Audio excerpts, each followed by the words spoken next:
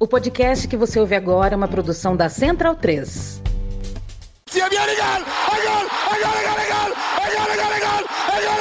Parte Pino! ¡Sí! ¡Qué victoria! ¡Qué victoria! Non lo so che ha segnato, ma chi se lo frega? Tardelli!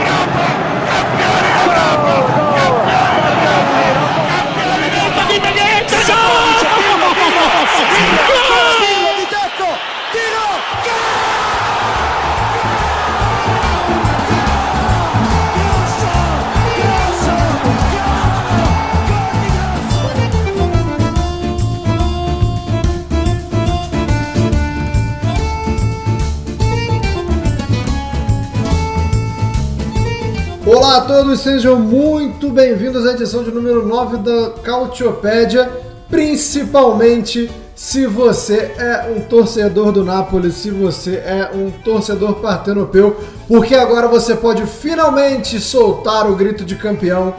Depois de 33 anos, o Napoli volta a conquistar a Série A, volta a erguer e pode ter aí em sua camisa o famoso Scudetto.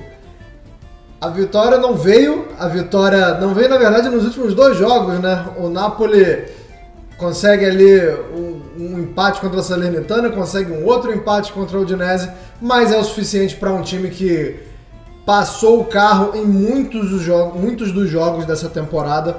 O Napoli é um campeão com todo merecimento, é um campeão com bastante antecedência, não é à toa. Então, quem viu as últimas rodadas do Napoli, um time que estava começando a perder o gás, não se esqueça, não tenha memória curta do que fez essa equipe, da mágica que fez essa equipe durante toda a temporada da Série A italiana.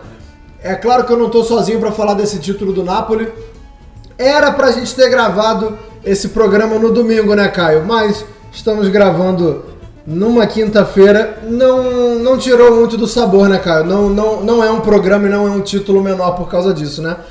Hoje eu tenho certeza que eu posso falar bom dia, boa tarde, boa noite pra você, né, cara? Olá a todos, realmente acabou esse negócio. Agora acabou o campeonato, acabou 33 anos de fila. É um prazer enorme estar falando disso, é um prazer enorme estar gravando essa edição. É um prazer enorme dizer com todos os méritos que il Napoli é campione d'Italia pela terza volta nella sua história. Talvez seja já menos que outros, sim, mas nesse aspecto são três suados, conquistados e amados. É um prazer enorme estar comemorando, estar falando sobre ele. Caio Bittencourt hoje cantando Siamo noi, il campione d'Italia, siamo noi. Eu vi o pessoal cantando isso no vestiário do Napoli, tenho certeza que Caio Bittencourt também estava cantarolando ou cantando a plenos pulmões em sua casa. Nelson Oliveira. Se vocês verem minha voz um pouco diferente, talvez seja um pouco disso. E olha que, veja só, minha voz é forte. Minha voz é forte e tem quem diga que pareça de cantores sertanejos por aí. Maldosos geral. Nelson Oliveira, como eu falei, era pra gente ter gravado isso no domingo, né? Eu tava prontinho aqui no domingo pra gravar, mas Paulo Souza tinha um plano, inclusive Paulo Souza, que quando acabar esse campeonato será internado numa clínica para adições, né? Numa clínica para reabilitação, porque o homem é viciado no empate, o homem não quer outra coisa da vida dele não ser um empate. Conseguiu afrear um pouco a festa do Napoli, mas não bastante, né, Nelson? Rapaz, o Boulaye tava num dia inspirado, né? E ainda teve, logo depois ainda fez uma tripleta, né?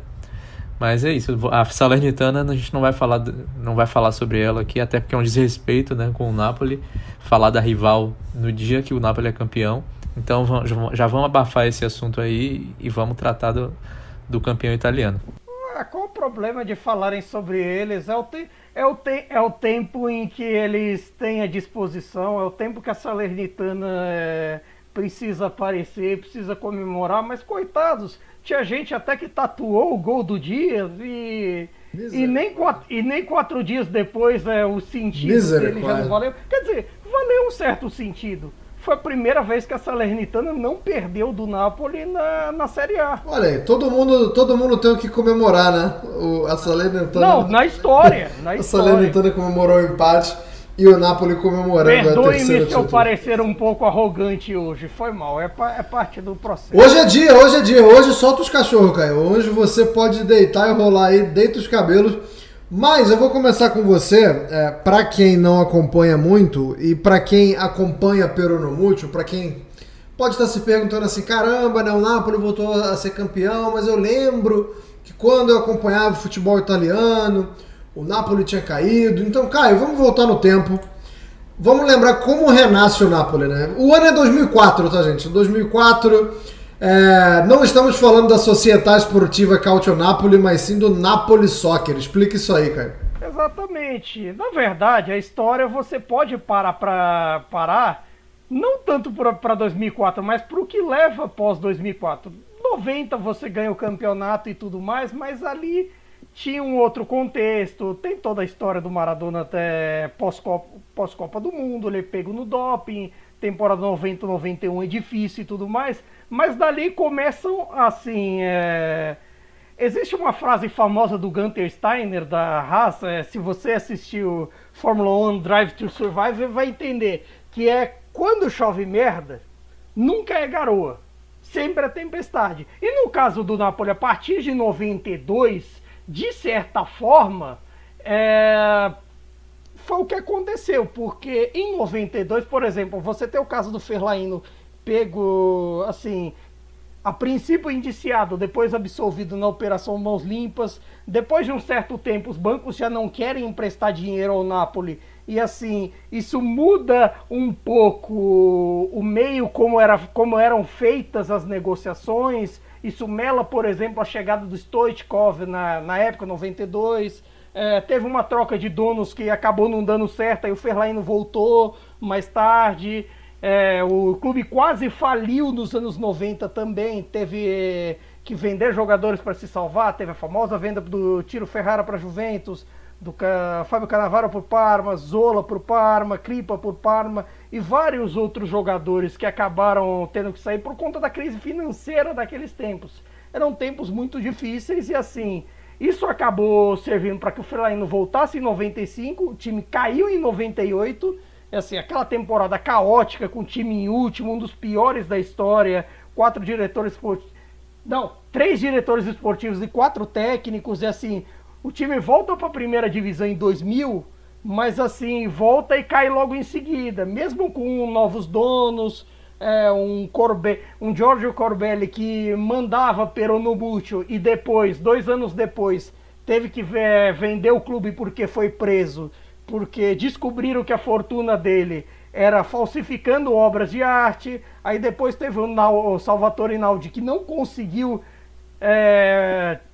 botar o Napoli de volta na Série A depois da queda definitiva em 2001, e aí em 2004 isso acaba assim, gerando a falência em 2004. Acabou tendo o pedido de falência, que no caso da Itália muitas vezes não tem a ver com a quantidade enorme de dívidas, mas no caso o pedido de falência foi um pedido judicial em 2 de agosto de 2004. Veja só, por ironia, o aniversário do Napoli é no dia 1º de agosto de 26, aí no dia seguinte ao aniversário é julgada a falência. E aí, dias depois, Aurelio De Laurentiis, que já tinha tido uma proposta de compra rejeitada lá em 99, ele faz uma proposta na mão dos novos donos e registra a ideia do Napoli Soccer, que era trazer de volta o Napoli, que conseguiu a tempo se inscrever para a Série C1 na primeira temporada. Não conseguiu para abrir, mas conseguiu para a Série C1. E começaram ali o projeto, digamos, entre aspas, aureliano. E aí naquele processo foi passo a passo. Passo a passo nos últimos 19 anos, já vamos para 19 anos em setembro, que começou essa cavalgada do Napoli rumo de volta ao topo. De volta ao topo deixado em 90. Agora você me fez sentir muito velho, viu? Só queria te falar isso. Eu não me dei conta. Em setembro já vamos para 19 anos da história aureliana no Napoli. E olha que assim, precisaram de 2 temporadas para sair da C, porque teve a primeira temporada com derrota dramática pro Avellino nos playoffs, 5-6 na C, o time passeia, o time na primeira tentativa na Série B, curiosamente cruzando com o Genoa, cruzando com a Juventus naquela temporada na C, volta para a Série A e assim, de certa forma, vira um prêmio, porque é curioso que da maioria das temporadas que o Aurélio De Laurentiis esteve em Nápoles, só em 2 o Napoli não jogou Copa Europeia, que foi 7-8, a temporada da volta, e a temporada de 9-10, porque tinha ido mal na temporada de 2008-9 com Donadoni. Mas assim, é um projeto, primeiro começou com aquele inominável lá que eliminou a Itália da Copa de 2018, não citaremos o nome dele aqui, dá trabalho, é ruim. Aí depois tio Reja, grande Eduardo Reja, trouxe de volta ao Napoli, e assim, esse é bom. A trilha dele no sucesso de Napoli, Atalanta e Lazio é infinita. Mas aí depois disso veio o período do Donadoni e principalmente a Era Mazzarri. A Era Mazzarri, o Napoli voltou a sonhar, voltou a estar na Champions League, voltou a ganhar um título com a Copa Itália de 2012, voltou a disputar o Scudetto, que foi em 12-13, e assim, começou a planificar o sucesso e os anos bons que tiveram com o Benítez, os anos bons de Era Sarri, e até assim, uma temporada boa do Ancelotti, se a outra nem tanto, e o período gattusiano. Mas esse do Spalletti é um pouco diferente. Calma, vamos chegar lá. Eu gostei muito desse... Vamos chegar lá porque assim, porque esse período e assim, o que deu nesse campeonato é a perfeita definição da frase clássica spallettiana usada desde os tempos do Empoli. Homens fortes, destinos fortes. Homens fracos, destinos fracos. Pô, isso aqui é uma aula de história, de filosofia, mas é importante a gente conhecer o passado para a gente entender o presente. Nelson, eu vou voltar também com você, mas nem tanto, né? O Caio já fez todo um apanhado aí, todo o fundamento para a gente conseguir agora fazer esse episódio em cima desse fundamento aí, mas eu queria voltar com você para o começo da temporada. É um Napoli que tem um começo de temporada com uma ruptura.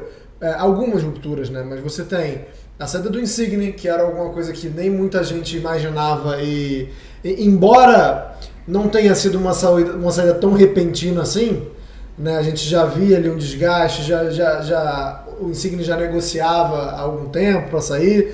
Tem a saída do Koulibaly também, que é uma bandeira, né? Que é um queridaço assim, para a torcida do Napoli, é um jogador que eu tenho certeza que nenhum torcedor do Napoli gostaria que ele tivesse saído. Então, quando começa o campeonato, como que era o cenário? Assim, onde é que o Napoli estava? Não vou dizer nas casas de aposta, mas como é que o Napoli era enxergado? Qual era a briga que você imaginava que o Napoli ia travar diante de tantas mudanças? Eu e acho que quase todo mundo que acompanha o futebol italiano não imaginava que o Napoli iria ser campeão. Acho que nem a torcida também tinha essa impressão. Quando o guia da Calciopédia foi publicado, né, a gente publicou na semana anterior ao início do campeonato, o Napoli o Fabian Ruiz, por exemplo, ainda estava no elenco, né, não tinha sido negociado ainda com o PSG, e o Raspadori e o Simeone não tinham sido contratados ainda. Então ainda era um elenco que tinha suas lacunas, mas que já estava muito parecido com o que ficou, né? Até considerando que o Raspadori não jogou tanto, né? O Simeone até jogou mais, teve mais importância até do que o Raspadori na temporada. Mas era um elenco que acho que quase todo mundo imaginava que ia brigar e com muita dificuldade para tentar uma vaga entre os 4, né? Uma vaga na Champions League. O elenco da Inter, que ainda, na minha opinião, ainda é o melhor ao lado do elenco da Juventus, apesar dos problemas todos ofensivos que a Juventus tem, estavam na frente. O Milan era o campeão, e estava com um time muito ajeitado pelo Pioli, E tinha a Roma que com o Mourinho e com a chegada do Dybala estava bastante fortalecida. Então o Napoli vinha ali como uma quinta força, talvez até sexta, se você fosse considerar que o trabalho do Sarri estava em evolução, que você tinha uma Lazio com um elenco de jogadores que já estavam bem entrosados, né? Tipo, sei lá, o Milinkovic-Savic, o Luiz Alberto e o Immobile ali como pilares, né? E com reforços como o Romagnoli e o Zaccagni já ali mais se adaptando ao time. Então o Napoli vinha bem atrás. Acho que difícil até, tipo, obviamente, depois que conseguiu esses reforços que eu falei do Raspadori e do Simeone, ficou um pouco mais interessante ali ofensivamente. Mas o Spalletti passou a pré-temporada inteira ali reclamando que o elenco não estava completo, que tinha lacunas, que precisava ainda melhorar, ter mais opções para trabalhar. Enfim, não foi um trabalho de pré-temporada muito tranquilo pro Spalletti. E isso acabou impactando, né? Tipo, todo mundo imaginou que esses jogadores que chegaram iriam ter um pouco mais de tempo, iriam precisar de um pouco mais de tempo para se adaptar, e que o elenco não ia render assim de uma hora para outra. E aí você vai na primeira rodada, o Napoli vai até Verona, um jogo que é sempre um jogo complicado, porque o Verona tem uma rivalidade com o Napoli, e chega o Kvaratskhelia, joga pra caramba naquela partida, é o principal jogador em campo, e o Napoli ganha de 5-2 o Verona. Depois 4-0 no Monza. E aí vem o Napoli, uma primeira parte assim, de temporada muito forte, né? Antes da Copa, o Napoli conseguiu algumas goleadas, né? Na Série A não chegou a construir nem tantas outras goleadas quanto essas duas que eu falei. Goleou também a Cremonese e goleou o Sassuolo. Mas na Champions League humilhou o Liverpool, humilhou o Ajax em plena Johan Cruyff Arena, né? E também ganhou do Ajax muita folga em casa. Então, do Rangers eu não vou nem falar, porque o Rangers enfim, né, um nível um pouco inferior.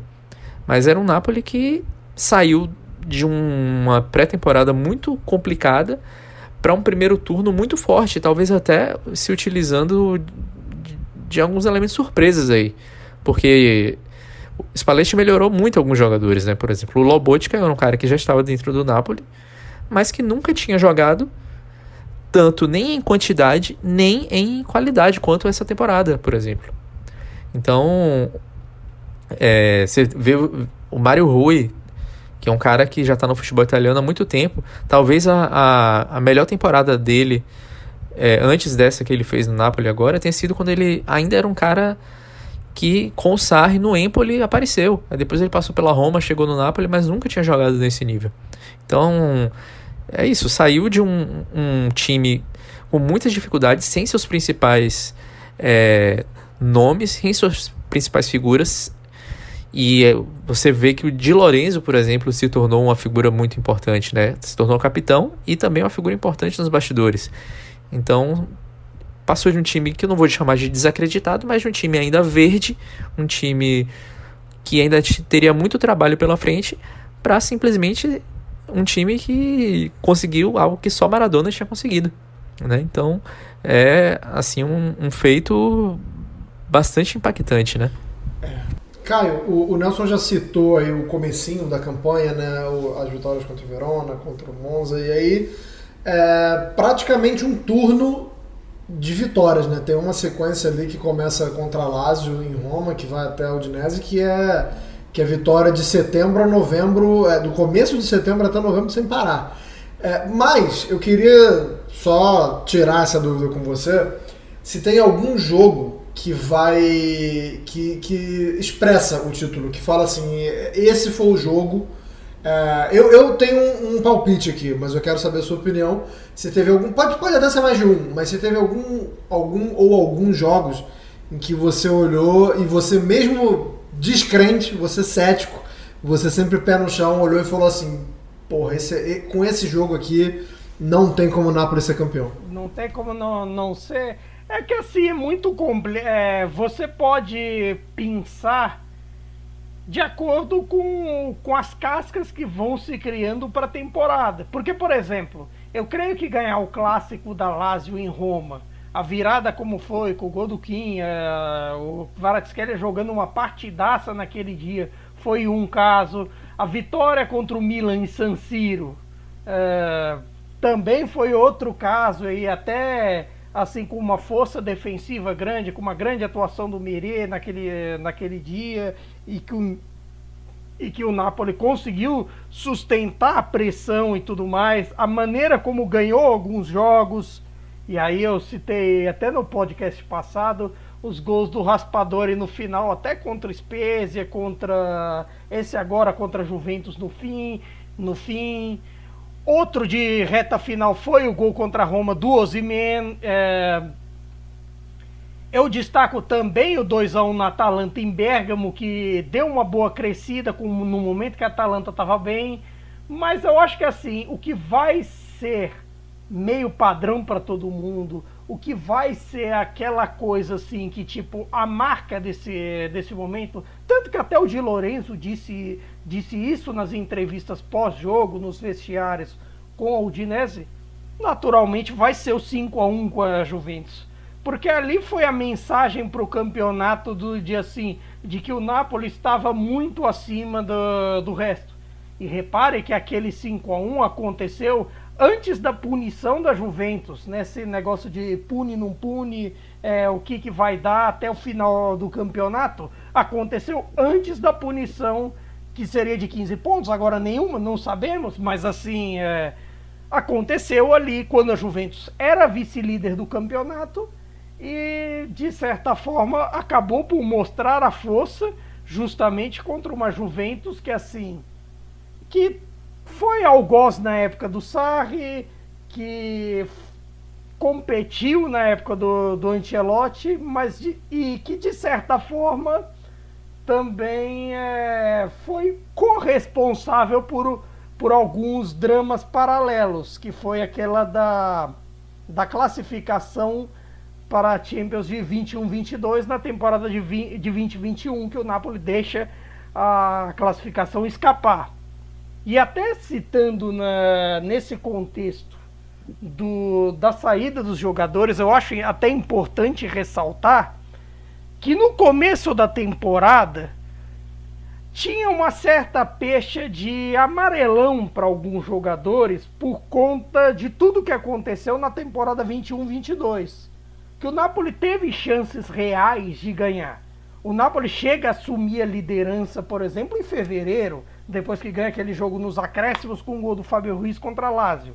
Aí depois vira uma troca de pontos enorme entre Napoli, Milan, Inter. O Milan assume a liderança, depois a Inter assume, e aí fica assim. E o Napoli teve boas chances em abril e acabou por desperdiçar algumas vitórias. Teve um gol de empate na Roma nos acréscimos em casa. Teve a famosa derrota para a Fiorentina, quando o Napoli podia terminar a rodada líder, em uma rodada que Milan e Inter tropeçaram, mas que o Napoli acabou perdendo, que muita gente, por exemplo, criticou o fato, citaram, por exemplo, o Fabian Ruiz. O Fabian Ruiz teve uma bola de frente para o gol e acabou não chutando. Tem muita gente que tem até esse lance meio como, nossa, terror, coisa e tal. E teve também a famosa derrota contra o Empoli, que foi assim, a facada, foi o harakiri para muito torcedor do Napoli. Porque assim, o Napoli estava ganhando 2-0 até 80 minutos de jogo, 35 do segundo tempo. E assim, para você ter mais ou menos uma noção, com essa vitória, a vitória contra o Empoli nessa temporada foi só a segunda do Napoli na história do Carlo Castellani contra o Empoli. Nem Maradona venceu lá, para você ter mais ou menos uma noção de como são as coisas. E assim, o Napoli toma a virada de uma maneira homérica em 10 minutos e com aquele gol bizarro do Pinamonti, que o Meret vai tentar sair de jogo tranquilo e chuta em cima dele e faz o gol. E assim, depois daquele jogo, ficou uma pecha de amarelão para muita gente. Assim, alguns jogadores, de certa forma, tem quem olhe torto. Por exemplo, o Insigne. Embora o Insigne seja um ídolo da torcida, tem torcedor que olha meio assim, ele não é tão decisivo assim, ele não é lá essas coisas, talvez quando precisou dele não foi lá isso, ele talvez não fosse um bom líder, inventasse um monte de coisa. E assim, mesmo com isso tudo, você tinha uma certa coisa assim de desânimo. E o desânimo abateu naturalmente porque assim, muitos dos reforços não eram bem conhecidos. Se você for parar o Kvaratskhelia, assim, pra ser sincero, eu sabia do Kvaratskhelia por duas pessoas que me repassaram, dois queridos amigos lá dos tempos de Futuri.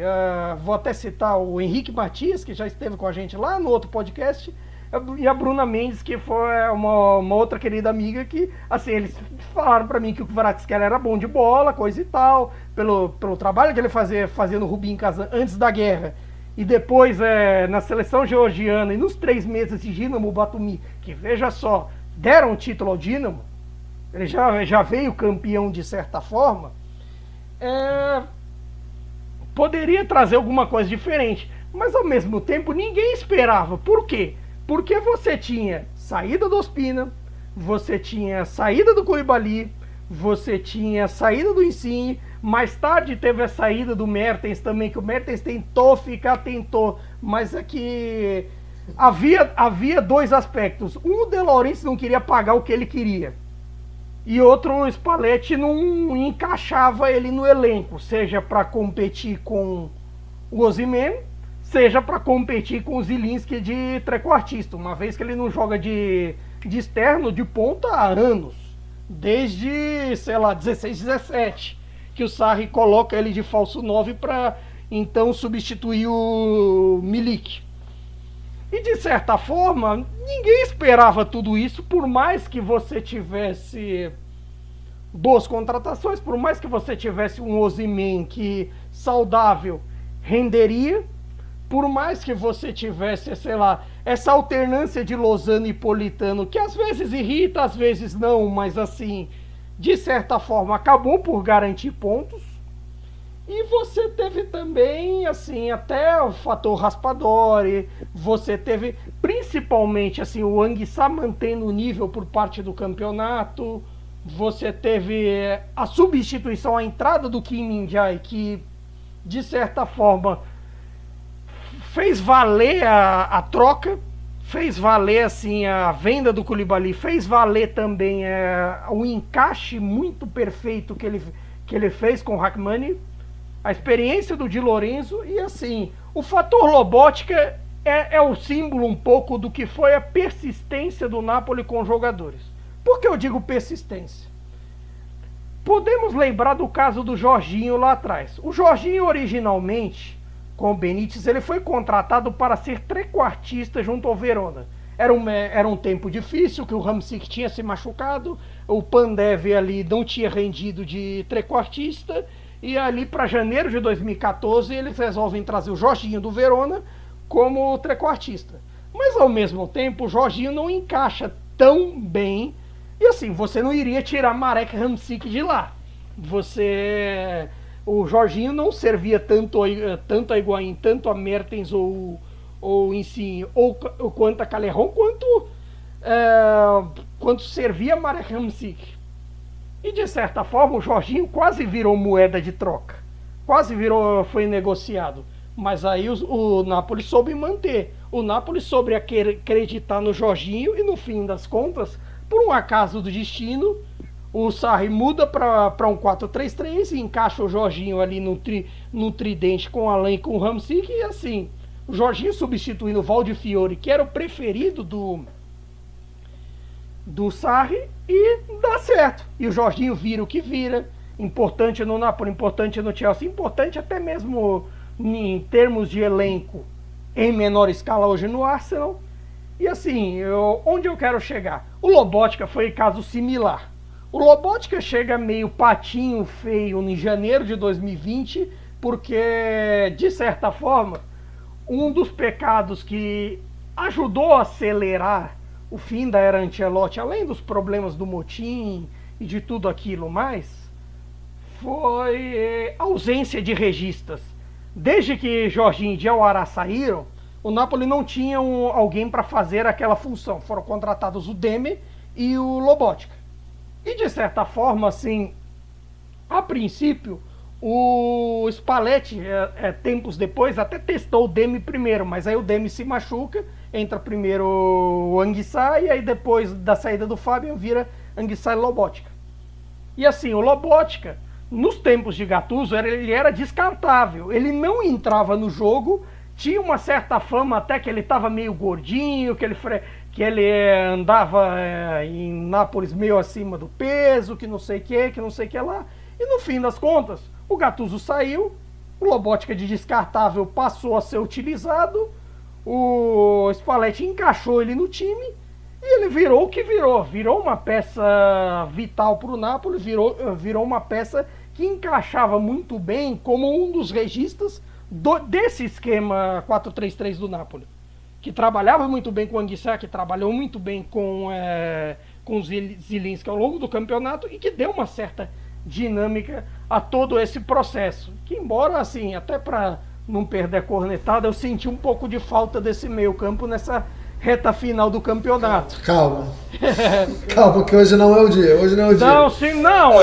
É para vocês perceberem que, assim, que embora eu esteja fora de si, ainda tem um pouco de mim, um pouco do Ranzins aqui dentro de mim. São dois Caios. Você tem o Anjinho e tem o Diabinho. Pera aí, calma aí. Hoje não, como diria Cláudio Machado. Hoje sim. Nelson, e eu queria que você falasse, é importante fazer essa pergunta porque a gente vive hoje uma era em que tudo se tenta desmerecer, por incrível que pareça, tem essa galera que eu já citei no começo do programa que vê o Napoli perdendo a força e perdendo um pouquinho de gás no final e já começa a falar besteira, mas botando numa equação assim, eu queria também que você falasse sobre como outras equipes não estiveram no seu melhor, né, nesse campeonato. Claramente a gente tem elencos aí que poderiam ter feito mais. E o quanto isso entra na conta desse título do Napoli, porque o Napoli jogou um absurdo durante muitas temporadas. Mas eu queria que você tentasse fazer aí um balanço ou ver se dá pra falar alguma coisa das outras equipes, se teve realmente essa questão de que o Napoli ganhou, mas, sabe, essa galera que fica tentando procurar um asterisco, fica tentando fazer não sei, um meia-culpa assim, com outras equipes. Eu queria saber a sua opinião sobre o quanto isso influenciou ou não no título do Napoli, se você acha que não importa se outra equipe fosse melhor, o Napoli ia passar o carro do mesmo jeito. Antes eu queria só ressaltar que é muito curioso ver que o Lobotka é o eslovaco campeão com o Napoli e o Hamsik, que é um dos maiores jogadores da história do Napoli, também eslovaco, não ganhou o título com o Napoli, né? Mas enfim, eu sou da opinião que o campeonato teria sido muito mais difícil para o Napoli se algum time tivesse mais próximo. Eu acho que esse time, ele é um time inexperiente, não tinha nenhum campeão italiano no time. A primeira vez em 70 anos que um time ganha a Série A sem ter nenhum jogador no elenco que já tinha sido campeão italiano antes. Se eu não me engano, acho que poucos jogadores já tinham sido campeões nacionais em outros campeonatos também. Então era um time que assim que a gente podia dizer que eram 5 ou 6 mais ou menos. Poucos assim tinham sido campeões nacionais e ainda assim era tipo muito campeonato periférico. O Kvaratskhelia é campeão na Geórgia, o Kim Min-jae foi campeão na China com o Beijing Guan, até numa temporada que o Renato Augusto teve. Se não me engano, um caso ou outro assim, e ainda assim era muito assim. Não tinha, por exemplo, campeões de grandes ligas lá. Assim, se você pensar nas 5 grandes ligas, Itália, França, Alemanha, Inglaterra e Espanha. Não tinha. Era o Lozano, né? Assim, casos bem periféricos. Era casos bem periféricos. Era o Lozano, né? Acho que ganhou o campeonato holandês e foi o máximo, né? O Lozano na Holanda e no México. Tanto até que o Lozano é o primeiro mexicano a ganhar o campeonato italiano. Inclusive, até agora, o México é o primeiro país da CONCACAF a ter, tipo, um jogador campeão em cada uma das 5 grandes ligas. Enfim, voltando à sua pergunta, Anderson, eu acho que essa reta final de temporada do Napoli, ela serve um pouco, não para cornetar, porque, enfim, o que o Napoli fez no primeiro turno, e depois eu posso falar um pouco mais sobre isso, eu acho que acabou impulsionando, né? O Cannavaro, por exemplo, né, Fábio Cannavaro, ele é dessa opinião. Ele é da opinião de que o Napoli estabeleceu de vantagem no primeiro turno, né, terminou o primeiro turno com a vantagem de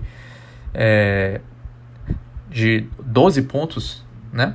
Então, acho que o Cannavaro é da opinião de que isso fez com que os outros times que estariam ali para competir com o Napoli desistissem um pouco da Série A e fossem se concentrar nas competições europeias, e que por isso a Itália voltou a ter tantos times em fases decisivas. Eu acho que isso tem um pouco a ver, mas eu acho que, por outro lado, a irregularidade dos outros times influenciou muito positivamente para o Napoli ter muita tranquilidade, né? Eu acho que se tivesse um time, não vou nem falar de 2, né? Mas se tivesse um time um pouco mais próximo, que colocasse pressão ali no Napoli, isso poderia complicar muito, até psicologicamente, e eu até diria que principalmente nesse aspecto, porque era um elenco com muitos jogadores sem essa experiência de estar na frente, né? Então eu acho que a gente vê que o Napoli teve alguns problemas físicos nessa parte final de temporada e também de ansiedade, o que acabou comprometendo no nível de atuação do time. Então talvez se tivesse sido submetido a mais estresse por mais tempo, talvez fosse um pouco mais complicado para ganhar. Eu não diria que não ganharia. Eu não acho que isso acontecesse. Porque eu acho que o Napoli teve muitos méritos, porque jogar na frente e não escorregar também dá trabalho. Porque você pode relaxar, você pode simplesmente achar que já está tudo ali definido. E o Napoli não fez isso, né? Um time que, além de ter estabelecido uma frente grande, é um time que perdeu 5 vezes apenas na temporada, considerando todas as competições. Então, obviamente, tem seus méritos. Mas eu já era dessa opinião antes e acho ainda que o campeonato seria muito mais disputado se essa diferença que o Napoli conseguiu colocar ali que agora já é de 16 pontos, né? Se não tivesse sido por tanto tempo tão grande assim, se tivesse ficado até na casa dos 8, que não fosse aquela vantagem assim muito extremamente expressiva, né? Que obviamente 8 pontos já é uma vantagem expressiva, mas não dá nem para comparar com o que o Napoli fez, né? Porque a gente já está falando que o Napoli vai ser campeão italiano praticamente desde acho que talvez até antes da parada da Copa do Mundo já se colocava o Napoli como potencial campeão, porque a vantagem já era muito grande no início, né? Então foi um primeiro turno muito forte, né? E isso influenciou totalmente nos rumos do campeonato. Mas eu ponho muito na conta, sim, principalmente de Inter e Milan. Não vou nem falar muito da Juventus, porque apesar de o elenco ser forte, o Allegri não conseguiu, desde que voltou, jogar bem, né? Então, apesar de ser um time que também não vinha perdendo muito, né? Começou a perder bastante agora nos últimos meses, também teve a punição, mas enfim, principalmente Inter e Milan poderiam ter dado uma pressão maior. Eu não acho que teriam conseguido ganhar, mas teria sido muito mais divertido pra gente, que tá aqui como amantes do futebol, né? Para acompanhar um campeonato mais pegado, né? O campeonato continua pegado ali do segundo ao sétimo lugar, tá bem pegado. Mas em termos de disputa de título...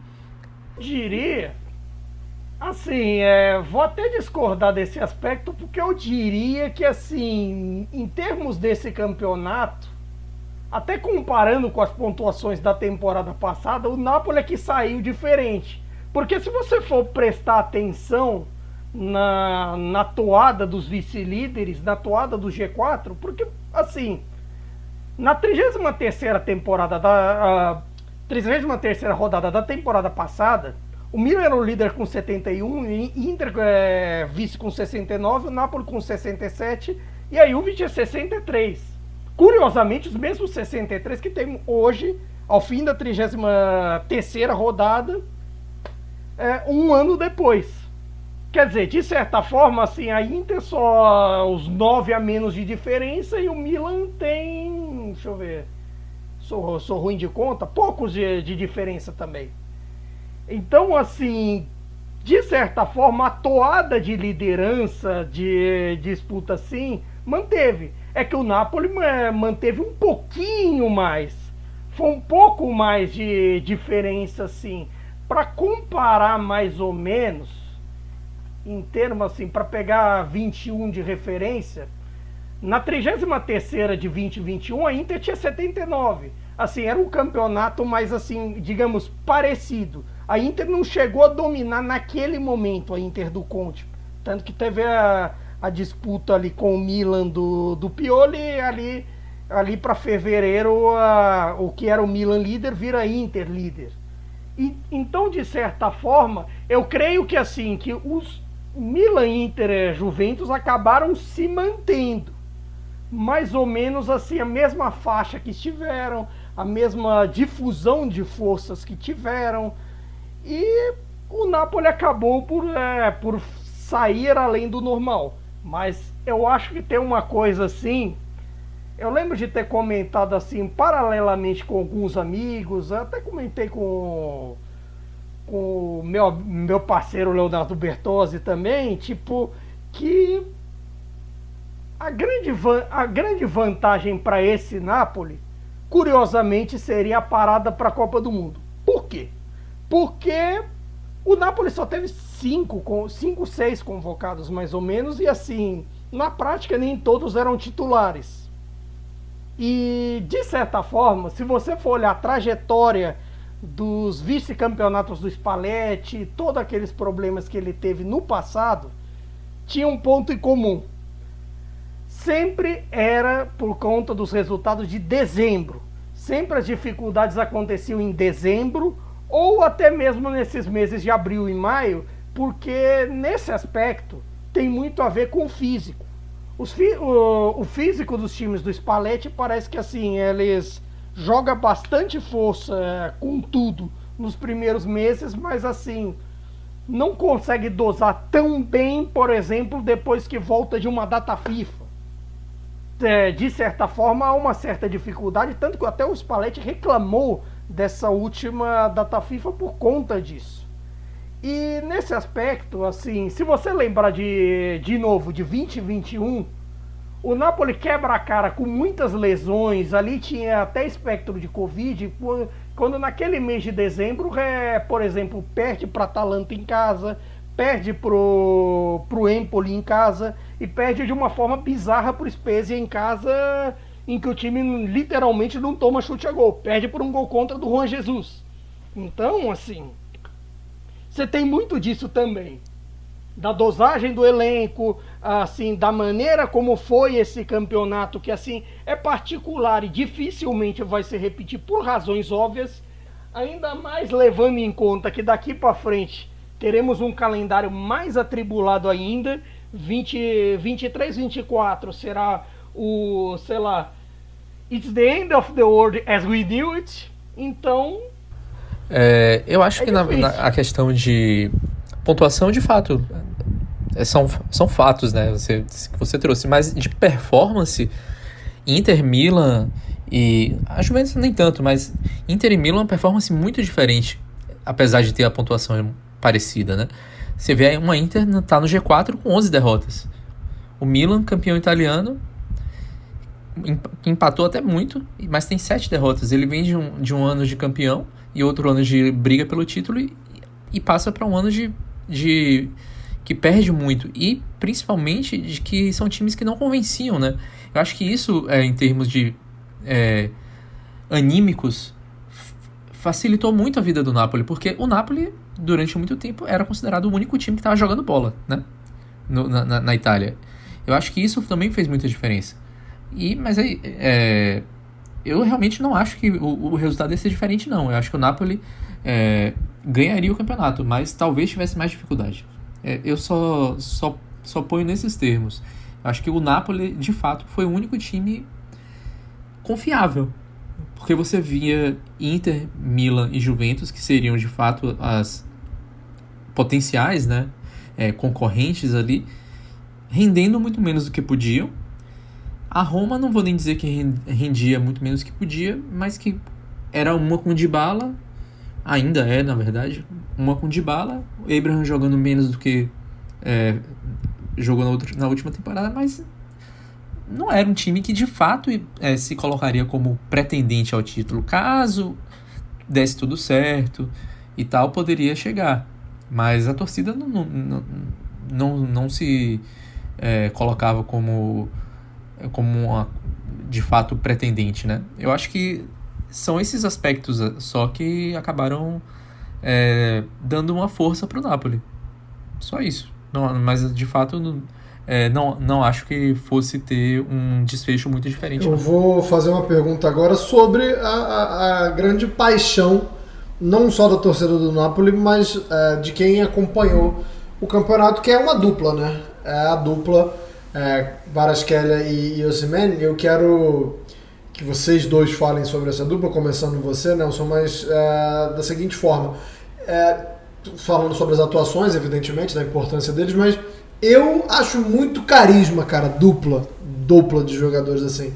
Eu acho muito lúdico, eu me encanto, assim, eu fico meio cadelinha mesmo, assim, quando eu vejo uma dupla. Eu já me desarmo. Acho que é uma instituição do futebol, né? Essa dupla. Não necessariamente aquela dupla clássica que você tinha antigamente, né? Do camisa 9 e daquele segundo atacante. Mas eu gosto muito dessa combinação tal de dois jogadores que se entendem muito bem. Queria que vocês falassem também, até porque Napoli teve uma grande dupla, né? E eu acho que não pode, a gente nunca pode comparar as duplas, porque uma dupla tem o Maradona e só por isso já acabou, né? O assunto, a discussão já acaba. Uma dupla tinha o Maradona, ponto. Mas eu queria que vocês falassem assim, se vocês também têm essa coisa meio romântica que nem eu, ou se eu sou bobo mesmo. Mas queria que você começasse, Nelson, falando de Kvaratskhelia e Osimhen.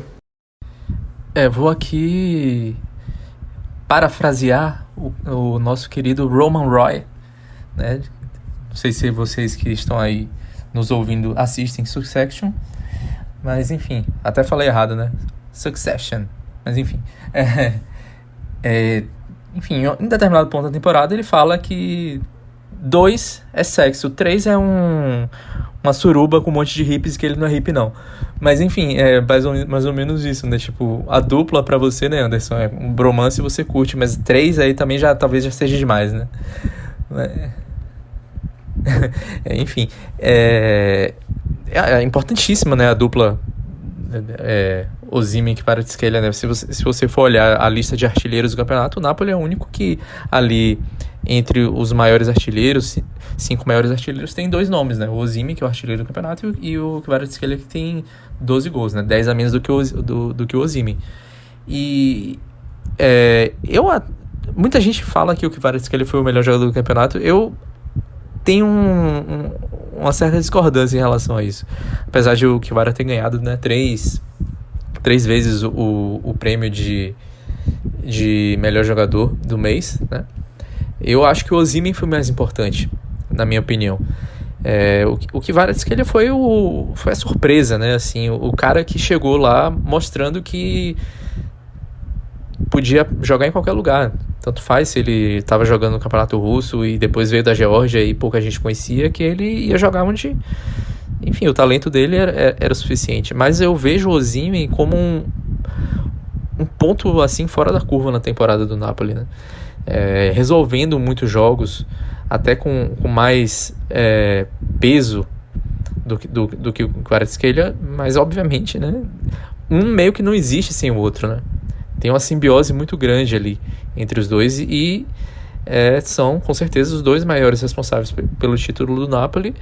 E o Spalletti, aí que se a gente fosse sair da dupla e ir pro trio, o Spalletti que potencializou o restante do elenco, né? Bom, nesse aspecto é até difícil pensar como dupla, porque eu creio que assim, que a grande jogada desse Napoli foi o time como coletivo. Foi a maneira como principalmente os titularíssimos, embora você possa pensar num papel diverso que Lozano e Politano tiveram, que Raspadori teve, que até Elmas e Simeone tiveram, e até Ndombele pode dizer que teve esse papel. No final até faço um agradecimento coletivo, prometo. Vai tomar uns 5 minutos, mas tudo bem. Mas de certa forma que Kvaratskhelia e Osimhen foi assim o complemento que o Osimhen precisava. Não que o Insigne, por exemplo, antes não pudesse fazer isso. Ele podia e fazia. Mas aqui de certa forma a química funcionou de maneira mais rápida. Também é verdade pelas virtudes do Kvaratskhelia, no drible, na troca de passes rápida, no desmarque de espaços, que é uma coisa que o Osimhen adora, numa coisa que o Osimhen funciona muito bem desde sempre.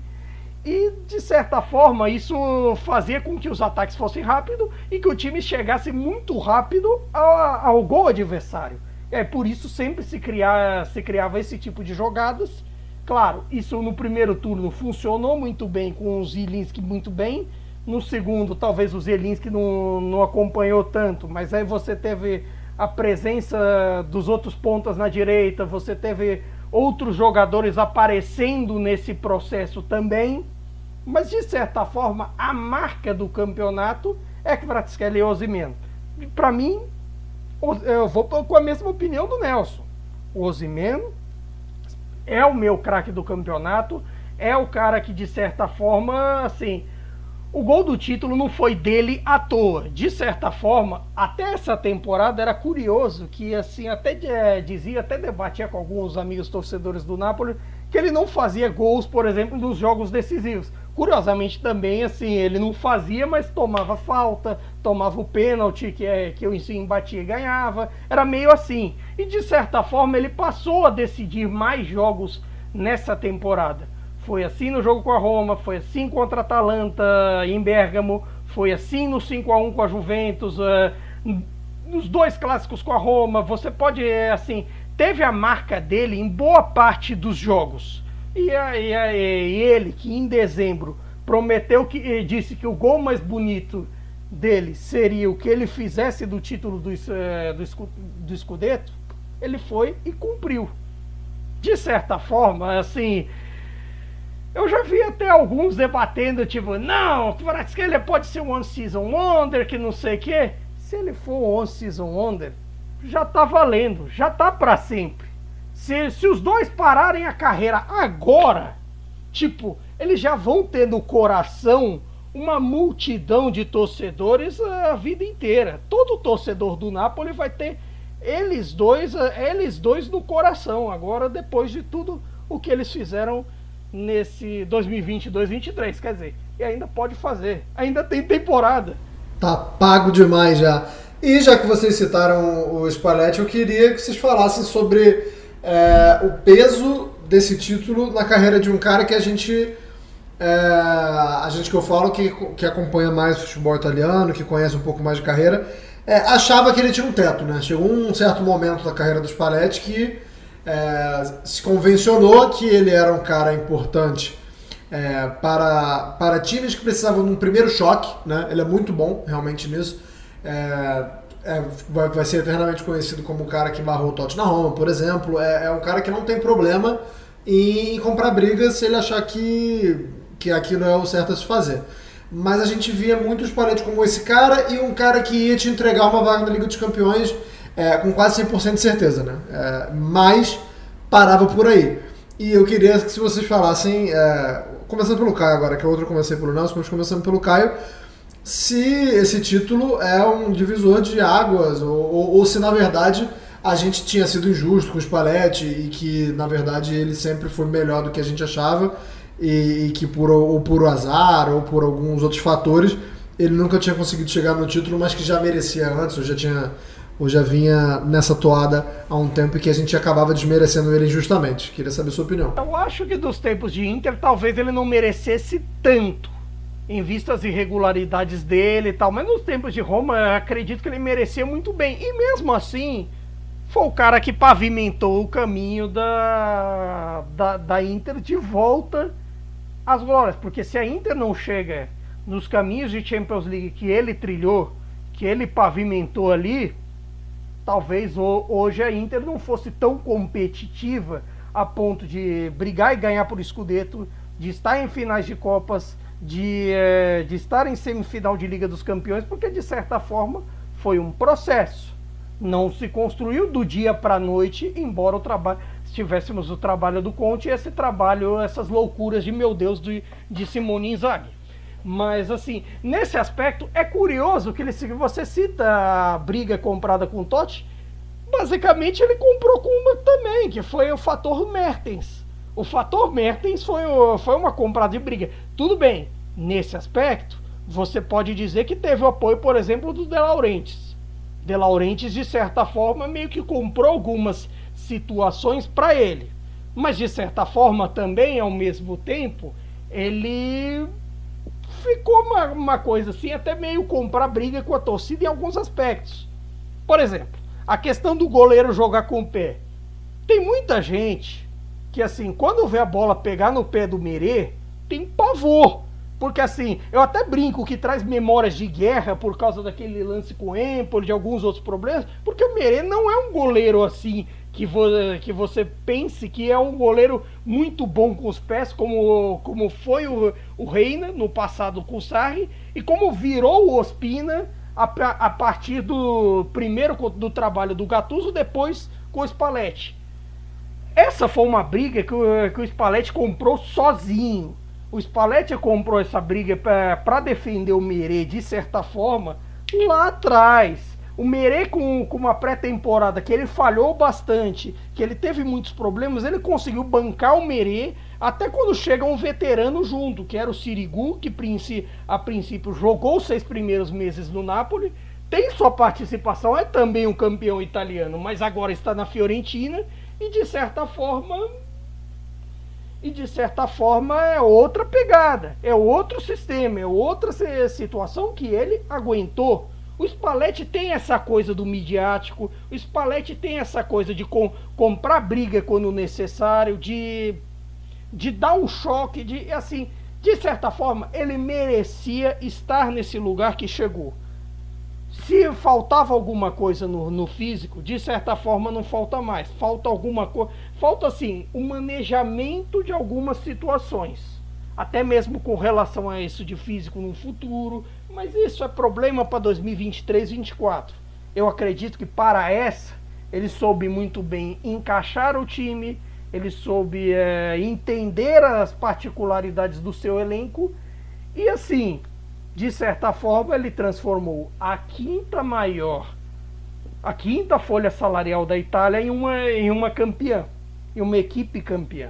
Então, de certa forma, esse campeonato é até eu acredito até que é mais a marca dele do que do elenco. E aliás, sobre essa questão, até para pincelar sobre essa questão da quinta folha salarial, para mim até esse campeonato é uma vitória pessoal de Aurélio De Laurentiis também, porque de certa forma ele ganhou com as ideias dele, com as ideias de trazer jogadores em ascensão, dele e de Cristiano Giuntoli, diretor esportivo, de trazer jogadores em certa ascensão, de não ligar tanto para estrelas, de não assim fazer contratações midiáticas como a torcida pede, como a torcida do Napoli vive pedindo isso. e vai pedir no próximo mercado também, porque se não trouxer um midiático, ela vai achar que não vai dar para competir, porque é assim. Torcidas grandes na Itália são assim, no mundo inteiro são assim, na Itália a do Napoli mais ainda. Mas de certa forma foi a vitória de quem ganhou e levou, a dupla De Laurentiis e Giuntoli, porque assim, eles tomaram como pessoal o fato do Napoli com uma maior folha salarial com o Milan ter perdido para o Milan em 21-22, e agora assim, conseguiram fazer com que a quinta maior folha salarial ganhasse e que um dos craques do campeonato, que é o Kvaratskhelia, só recebesse mais que, sei lá, que o Marfella e o Daziak, o terceiro e o quarto goleiro. Sobre o De Laurentiis, né, tem uma coisa interessante, que quando o Napoli vendeu o Cavani, né, pro PSG, a torcida reclamou muito e ele foi enfim, né, no retiro de pré-temporada e falou na cara da torcida: sou eu o seu Cavani. Não, essa não foi de quando vendeu o Cavani. Essa foi já um pouco mais à frente, 2018, assim, quando o Ancelotti chega no retiro de pré-temporada em Trentino, se não me engano, a torcida estava pedindo... A torcida queria o Cavani de volta, né? Por alguns jogadores, assim, veteranos. Na época você chegou a falar do Benzema, do Di Maria. O De Laurentiis chegou a dizer a doideira que o Benzema e o Di Maria eram velhos. E assim, até, sei lá, pouco tempo atrás, até o Osimhen fazer assim, virar como virou, toda janela era: vamos trazer o Cavani de volta, que não sei o que lá. E agora o Cavani tá sofrendo no Valência, coitado. E assim, vão trazer. E aí ele mandou essa do Sono il vostro Cavani. Eu até me confundi até, mas no final das contas acabou porque o projeto dele deu certo, né? Não naquela temporada, mas depois. Não naquela temporada, teve muitos percalços, mas enfim. E sobre o Spalletti eu posso dizer que sempre acreditei, nunca duvidei. Na nossa casa antiga teve uma vez uma coisa meio guilty pleasures, eu não lembro exatamente o que foi, que tipo uma coisa meio, diga uma frase sobre o futebol italiano que faria você ficar com aquele negócio de um monte de gente com espada, sabe? Aquele memezinho. E eu falei, pra mim o Spalletti é um dos maiores técnicos do futebol italiano. Na época ele tava na Inter ainda, ou estava saindo da Inter, se eu não me engano, estava parado e, enfim, estava sendo ventilado, não lembro agora onde é que foi, mas enfim, ele estava sem contratando, ele estava sob contrato ainda com a Inter, parado, sem clube, recebendo salário da Inter, e a gente estava numa época que estava uma dança dos técnicos, né? Quem ia para qual lugar, a Roma estava querendo o Sarri, etc e tal. Enfim, e o Spalletti é um cara que, como você falou, Anderson, é um cara que te dá Champions League sempre, mas isso na minha opinião não é pouco de jeito nenhum, né? Porque ele levou a Udinese para a Champions League, ele levou a Roma para a Champions League também. Tudo bem, boa parte desse período aí foi uma época que a Roma estava brigando com a Inter, numa época de crise de Milan, de Juventus, ali pós-Calciopoli e tal, mas só apenas 3 temporadas ele não conseguiu levar o time dele para a Champions League. Só uma delas ele terminou, que foi em 2008, 2009 com a Roma, ele ficou em 6º lugar, a Roma foi para a Europa League. Começou o ano seguinte, foi demitido logo no início do campeonato por rusgas com a diretoria, então não dá muito para contar essa temporada para ele, e a Roma também terminou classificada para a Champions, né? Foi vice-campeã, com o Ranieri já. E no Zenit, em 2013 e 2014, o Zenit foi para a Champions League, mas ele foi demitido antes também. Então, apenas na temporada 2008-2009, cheia, né, uma temporada cheia, que ele não levou para a Champions League. E aí ele chega no Napoli, e ganhar no Napoli, obviamente não é fácil, né? Só 3 vezes o Napoli foi campeão italiano. E ele, curiosamente, ele entra numa tradição, né? Que o Napoli, todos os seus técnicos que venceram o Scudetto nunca tinham ganhado o título antes, né? O Ottavio Bianchi também não é um cara que está assim no hall dos maiores técnicos do futebol italiano, não é considerado, e ganhou o primeiro título com o Napoli. E o Albertino Bigon, que também o segundo Scudetto, ele praticamente não teve nenhum outro trabalho relevante na carreira. Foi o título com o Napoli e meio que ponto final. O Spalletti, apesar de também ter vencido o primeiro Scudetto agora, com 64 anos, né, é o cara mais velho a ganhar um Scudetto, passou o Sarri, e também o mais velho a ganhar o primeiro Scudetto, também passando o Sarri. Então, ele, pro futebol italiano de maneira geral, ele é maior do que o Bianchi, é maior do que o Bigon também. Então, no final das contas, é um título que meio que coroa essa carreira que, às vezes, não chegou a ser tão vitoriosa assim, embora tenha tido vários sucessos em Copas, né, tenha vencido também o campeonato na Rússia, mas dentro do futebol italiano que poderia ter sido mais vitoriosa, né? Ele é um dos técnicos que tem mais participações na Série A também, né, mais jogos, né, na Série A, e na era dos 3 pontos com vitória ele também é o cara que tem mais partidas vencidas, né, venceu mais partidas. Então faltava um pouco mais de reconhecimento porque faltava esse título, e agora acho que ele pode meio que, não vou dizer que se aposentar, porque ele tem uma carreira ainda pela frente, mas pode se aposentar com um pouco mais de respeito, né? De reconhecimento. Tem que respeitar o Caracone. Eu vou partir agora para o final, mas eu sei e respeitarei que Caio Bittencourt tenha um momento freestyle aí no final para ele falar o que ele quiser, para se despedir, para, não sei, responder críticas a quem tenha criticado o Napoli, a quem tenha duvidado, a quem tenha diminuído o Napoli, para agradecer quem ele quiser agradecer, mandar um beijo para Xuxa, para Sasha, para meu pai, para minha mãe. Eu vou começar o final pelo Nelson então, porque eu sei que o Caio certamente tem mais o que falar, mas é isso, né, Nelson? Um título merecido, a gente bateu aqui em tudo que tinha que bater já sobre esse Napoli. É um título muito aguardado e merecido, né? A noite é uma criança, né, em Nápoles, né? Quem já foi lá, eu tenho até ex-familiares, né? Tipo, ex-marido da minha prima é napolitano, mora lá. Conheço mais ou menos aquela região ali. E deve estar uma loucura, né? Assim, muito merecido. É um povo que sofre bastante, né? Muito preconceito dentro da Itália, e que sempre é uma resposta, né? O título do Napoli acaba sempre sendo uma resposta contra a arrogância, né? Contra quem não respeita as diferenças, contra até quem não respeita a alegria. Tem gente que não gosta da alegria do napolitano dentro da Itália. O napolitano é folgado, porque não pode ser alegre, não pode querer mostrar algo diferente do que dentro da Itália nortista seria a norma. Enfim, sempre é uma resposta, sempre é uma resposta que é saborosa, né? É isso aí. Bom dia, boa tarde, boa noite e até a próxima. Valeu, Nelson. Caio, agora dá teu show. Beleza, é o seguinte, é hora de fazer agradecimentos a quem fez tudo isso possível.